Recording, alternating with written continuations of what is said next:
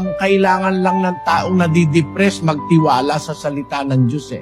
Nakaramdam ng matinding problema si Jeremias na minsan sinasabi niya, mabuti pa hindi na ako pinanganak. Gayon din si Job, sabi niya, buti pa di ako pinanganak. Pero hindi sila na-depress eh. Si David, ganun din. Nagdaramdam sila ng matagal. Ang akin ikang luha ay umaagos sa aking gigaan. Sabi ni David, napapaluha siya sa problema. Pero hindi siya na-depress. Bakit? Sais-sais ng awit. Ako'y pagal ng aking pagdaing. Gabi-gabi ay aking pinalalangoy ang aking higaan.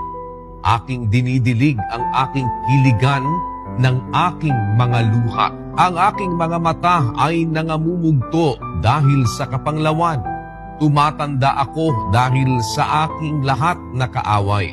Narinig ng Panginoon ang aking pananaing. Tatanggapin ng Panginoon ang aking dalangin. Kita mo? Bagaman marami siyang problema, namumugto na ang mata niya, kaiiyak sa gabi. No?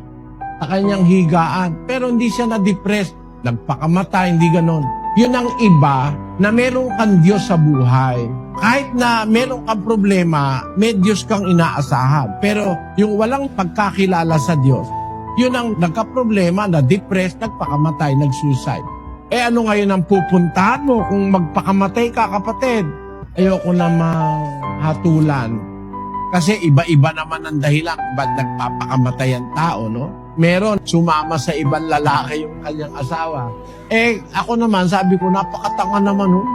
Eh hindi naman yung asawa niya ang kahuli-huli ang babae sa mundo. At mas maganda, humanap ka ng pangit. Sabi nga gano'n.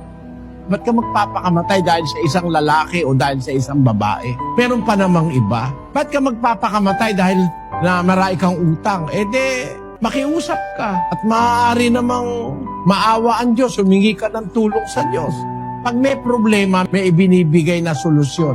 Yung hindi natin kaya, paubaya natin sa Diyos.